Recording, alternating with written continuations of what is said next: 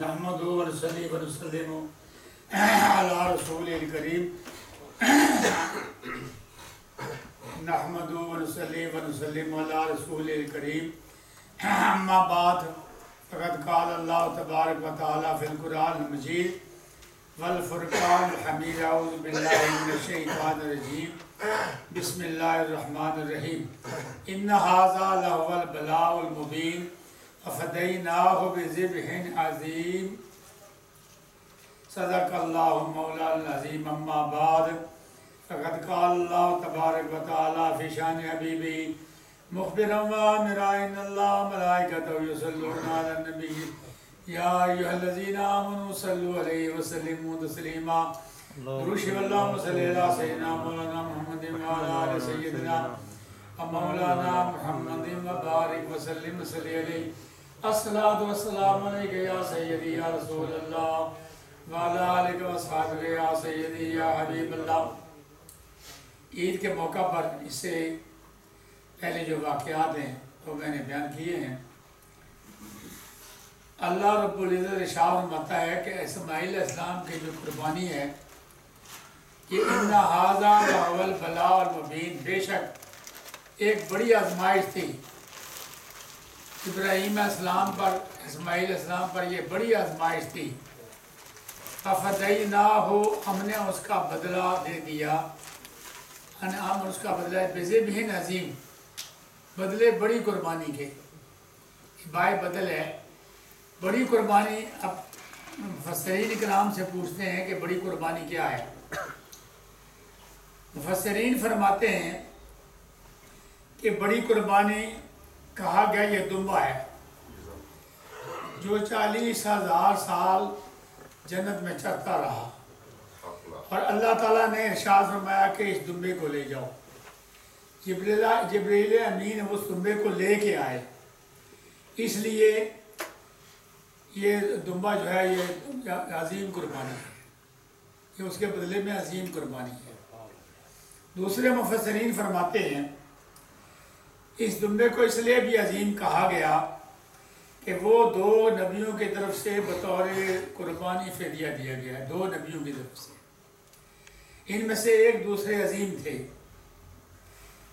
وہ عظیم الشان نبی محمد صلی اللہ علیہ وسلم اور حضرت اسماعیل علیہ السلام تھے، 2 نبی تھے، کیونکہ حضور اکرم صلی اللہ علیہ وسلم اسماعیل کی پشت میں تھے، اس لیے فرمایا یہ اس کے بدلے میں بڑی قربانی ہے۔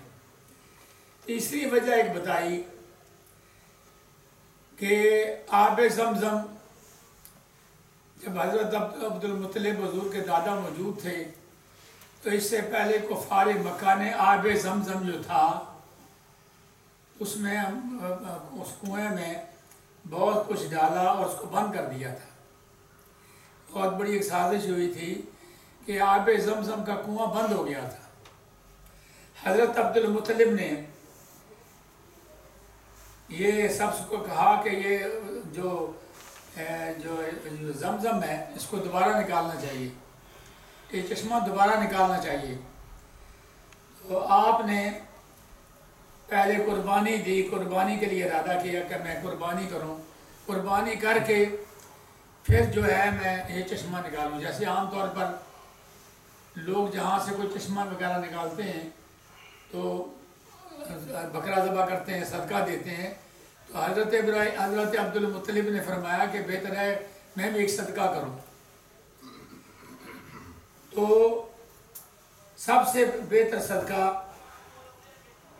کروں، اور جو قرہ انداز سے انہوں نے قرہ ڈالا۔ قرہ حضرت عبد المطلب کے جو 10ویں بیٹے تھے حضرت عبداللہ، حضور کے والد ماجد، ان کے نام قرہ ہے، کیونکہ حضرت عبد المطلب کے 10 صاحبزادے ہیں۔ حضرت عبداللہ جو ہے سب سے چھوٹے ہیں، جو حضور کے ابا جی تھے، ان کے نام قرہ آیا کہ ان کو قربانی کرو تو پانی نکل آئے گا۔ آپ نے ارادہ کیا، حضرت عبداللہ سے پوچھا قربانی کرنی ہے، انہوں نے کہا منظور ہے، حضور کے والد ماجد نے۔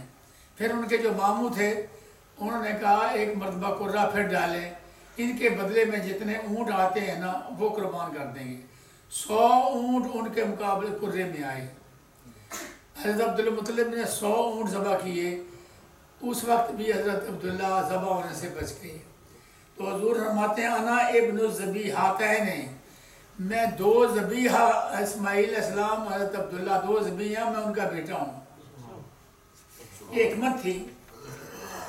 ڈاکٹر اقبال محمد مرحوم جو ہیں، ڈاکٹر محمد اقبال مرحوم، وہ فرماتے ہیں میری تحقیق کے مطابق یہ دمبا جو ہے یہ عظیم قربانی نہیں ہے اس کے مقابلے میں، کیونکہ حضرت اسماعیل علیہ السلام اللہ کے نبی بھی ہیں، اللہ کے رسول ہیں، ذبیح اللہ ہیں، بڑا ان کا مرتبہ ہے، اور حضرت نبی کریم صلی اللہ علیہ وسلم کے یہ دادا ہیں،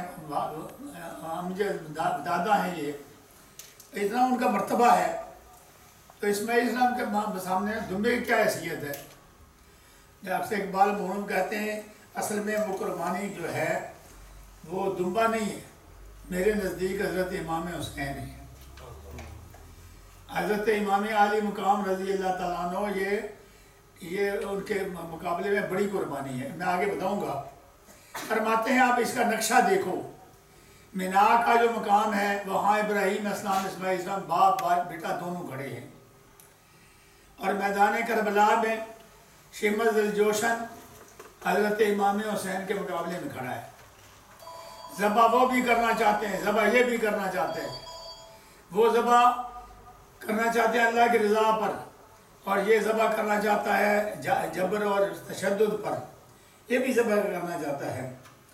اور حضرت اسماعیل علیہ السلام کو جب ذبح کرنے کا وقت آیا سر مسجود ہو گئے، میدان کربلا میں حضرت امام حسین بھی سر مسجود ہو گئے، دونوں کی کیفیت ہے۔ فرمایا حضرت اسماعیل وہ ذبح نہیں ہوئے، ذبیح اللہ کا لقب مل گیا، میدان کربلا میں حضرت امام حسین شہید ہو گئے، اور شہادت عظمیٰ کو رتبہ نے امام حسین کو ملا۔ ڈاکٹر اقبال مرحوم کہتے ہیں میرے نزدیک حضرت امام حسین کی بڑی قربانی ہے۔ فرماتے ہیں سر ابراہیم و اسماعیل بود، یعنی آئے جمال را تفصیل بود۔ فرمایا میدان مینا یہ اس واقعہ کا اجمال تھا، میدان کربلا اس کی تفصیل تھی۔ غریب و سادہ و رنگین ہے داستان حرم، نہایت اس کی حسین ابتدا ہے اسماعیل۔ شہادت کی ابتدا اسماعیل اسلام ہے، اور شہادت کی انتہا حضرت امام حسین ہے، لہذا ذبح عظیم حضرت امام حسین ہیں۔ پھر فرماتے اللہ اللہ بائے بسم اللہ پدر، قربانی ذبح عظیم آمد پسر۔ ایک روایت ہے جس کی طرف ڈاکٹر اقبال مرحوم نے جو اشارہ کیا کہ حضرت علی مرزا فرماتے ہیں تمام قرآن مجید کے علوم و فنون سورہ فاتحہ میں ہیں، سورہ فاتحہ کے تمام علوم و فنون بسم اللہ شریف میں ہیں، اور بسم اللہ شریف کے جتنے علوم فنون ہیں بسم اللہ کی با میں ہیں، اور بسم اللہ کی با کے جتنے علوم فنون ہیں اور بسم اللہ کے با کے نقطے میں ہیں۔ آپ فرماتے ہیں آنا نقطہ تو وہ نقطہ میں ہوں۔ اس لیے ڈاکٹر اقبال مرحوم کہتے ہیں جو ابا ہیں وہ بسم اللہ کی با ہیں، اور جو ان کے صاحبزادے ہیں امام حسین وہ ذبح عظیم ہیں۔ اللہ اللہ بائے بسم اللہ پدر، مانیے ذبح عظیم آمد پسر۔ رتبہ حضرت اسماعیل علیہ السلام کا بڑا ہے، کیونکہ آپ نبی بھی ہیں، رسول ہیں، ذبیح اللہ ہیں، لیکن نسبت حضرت امام حسین کی بڑی ہے، چونکہ امام الانبیاء تمام انبیاء سے افضل ہیں، حضور کا یہ نواسے ہیں، لیکن حضرت ابراہیم علیہ السلام کے بیٹے اسماعیل ہیں، وہ نبی بھی ہیں، رسول بھی ہیں، مرتبہ ان کا بڑا ہے، نسبت امام حسین کی بڑی ہے، چونکہ حضور نبی کریم صلی اللہ علیہ وسلم کے نواسے ہیں۔ فرماتے ہیں خلق سے اولیاء، اولیاء سے رسول، اور رسولوں سے اعلیٰ ہمارا نبی۔ فترکنا علیہ فی الآخرین، اور ہم نے اب ذکر ابراہیم السلام کا، اسماعیل السلام کا باقی چھوڑا ہے۔ باقی کیا چھوڑا ہے؟ باقی چھوڑا ہے کہ ابراہیم السلام نے قربانی کی ہے، لہذا تم بھی قربانی کرو۔ سبحان۔ اور یہ کتنی شان ہے حضرت ابراہیم السلام کی۔ اللہ تعالیٰ کس انداز سے یہ عرض فرما رہا ہے، اللہ تعالیٰ کس انداز سے ابراہیم السلام کو یہ فرما رہا ہے اور لقب دے رہا ہے، سلام علی ابراہیم، سبحان اللہ۔ اے ابراہیم آپ پر سلام ہو۔ آج بندے کا مقام ہے نا، ابراہیم السلام کا مقام خلیل اللہ ہے، اور اللہ فرماتا ہے ابراہیم آپ پر سلام ہو، آپ اس امتحان میں کامیاب ہو گئے، آپ پر سلام ہو۔ اب عن زید بن ارقم سے روایت ہے کہ صحابہ نے عرض کیا یا رسول اللہ ما آزل ازاہی قال سنت ابیکم ابراہیم علیہ السلام۔ صحابہ نے پوچھا کہ یا رسول اللہ صلی اللہ علیہ وسلم یہ قربانی کی حقیقت کیا ہے؟ فرمایا تمہارے باپ ابراہیم علیہ السلام کی سنت ہے، یہ ان کا طریقہ ہے۔ قالوا فما لنا فیہا یا رسول اللہ قال بکل شعرۃ حسنہ۔ پھر صحابہ نے پوچھا یا رسول اللہ اگر کوئی قربانی کرے تو ثواب کتنا ہوگا؟ کتنا ثواب ہوگا؟ فرمایا اس جانور کے ہر بال کے عوض ایک نیکی عطا ہوگی، ایک نیکی۔ قالوا فالصوف، بھیڑ اور شیپ کو دے کر صحابہ نے عرض کیا یا رسول اللہ جو صوف اون ہے، یہ بھیڑ پر اون بڑی ہوتی ہے، یا رسول اللہ قال بکل شعرۃ حسنہ، حضور نے فرمایا صوف کے ہر بال میں جتنے اس میں بال ہیں اتنی اس کے بندے کو نیکیاں ملیں گی۔ یہ نبی کریم صلی اللہ علیہ وسلم نے ارشاد فرمایا کہ بے شمار نیکیاں ملیں گی۔ اب جو حلال جانور ہیں جن کی قربانی کرنی واجب ہے، ایک تو صاحب نصاب پر نہیں بلکہ قدر نصاب پر ہے، یہ بھی قربانی کا مسئلہ سمجھے۔ قربانی قدر نصاب پر واجب ہوتی ہے۔ قدر نصاب کیا ہے؟ اور جو زکوٰۃ ہے وہ صاحب نصاب ہے۔ زکوٰۃ جو ہے 7.5 تولہ سونا ہو، 52.5 تولہ چاندی ہو، یا سونا چاندی کو مل کر کہ اگر اس کا برابر کیا جائے، یا اس کے بعد اتنی رقم ہو تو پھر اس پر صاحب نصاب پر زکوٰۃ فرض ہے، سال کے بعد فرض ہے۔ لیکن جو قربانی ہے وہ قدر نصاب پر ہے۔ قدر نصاب کے بعد کہ اس کے گھر کے مال اب جو برتنے والا ہے وہ بھی ہو، اس کے علاوہ اتنا مال ہو کہ اگر وہ بیچے 7.5 تولے سونا یا 52.5 تولے چاندی کو قیمت پہنچ جائے وہ قدر نصاب ہے، اس پر قربانی واجب ہے۔ اب قربانی فرماتے ہیں اونٹ اور اونٹنی یہ 5 سال، اسی طرح بیل اور گائے یہ بھی 2 سال، بھینس اور بھینسا یہ بھی قرآن مجید میں بھی ہے، حدیث پاک میں بھی ہے، فقہ کی کتابوں میں بھی ہے کہ بھینس اور بھینسا یہ بھی قربانی آپ دے سکتے ہیں، جائز ہے۔ اور پھر فرمایا بکری اور بکرا یہ پورے سال کے، دمبا بھیڑ یہ سال کے، اور باقی جو ہیں وہ میں نے بتایا کہ کس کس عمر کے لیے ہو تو قربانی واجب ہوگی۔ پھر دوسری بات سنیں، فرمایا ما عمل ابن آدم من عمل یوم النحر احب الی اللہ من احراق الدم۔ فرمایا رسول اللہ صلی اللہ علیہ وسلم نے کہ اللہ تعالیٰ کو اس دن خون کا بہانا بہت پسند ہے، کہ اللہ تعالیٰ کا بندہ جب خون بہاتا ہے تو اللہ تعالیٰ کو بڑا پیار آتا ہے۔ وَإِنَّ الدَّمَ لَيَقَعُ مِنَ اللَّهِ بِمَكَانٍ قَبْلَ أَن يَقَعَ بِالْأَرْضِ۔ ذبح کرنے والا جب ذبح کرتا ہے تو جانور کا خون زمین پر گرنے سے پہلے قربانی قبول ہو جاتی ہے، قبول ہو جاتی ہے۔ اور فرمایا قربانیاں کیسی کرو، سَمِّنُوا ضَحَايَاكُمْ فَإِنَّ عَلَى الصِّرَاطِ مَطَايَاكُمْ۔ بڑی بڑی موٹی قربانیاں کرو، اور حسنوا خوبصورت کرو، عظموا بڑی بڑی قربانیاں کرو، کل قیامت کے دن تمہارے پلسرات کے قریب تمہاری سواریاں بنیں گی۔ اس لیے موٹی موٹی کمزور قربانیاں نہ کرو، تمہاری سواریاں بنیں گی پلسرات کے قریب۔ پھر حضور فرماتے ہیں ان الضحایا ہی المطایا فإن الضحایا تمحو الخطایا۔ ایک تو تمہاری یہ قربانیاں یہ کل قیامت دن پلسرات کے قریب کھڑی ہوگی، تمہاری سواریاں بنیں گی اور تمہارے گناہ معاف ہوں گے۔ قربانیاں دینے سے تمہارے گناہ معاف ہوں گے۔ اب حضور کا اپنا عمل کیا تھا؟ نبی کریم صلی اللہ علیہ وسلم نے 2 بکرے منگوائے، 2 بکرے خریدے منگوائے، فرمایا حضور نے فرمایا چھری لاؤ، پھر چھری کو حضور نے پتھر پر تیز کیا، تیز کرنے کے بعد پھر دعا فرمائی، انی وجہت وجہ للذی فطر السماوات والارض علی ملت ابراہیم حنیفا امان من المشرکین ان صلاتی و نسکی و محیای و مماتی للہ رب العالمین لا شریک لہو بذالک امرت وانا من المسلمین اللہم منکا فلکا ام محمد و امتی بسم اللہ اللہ اکبر ثم ذبح۔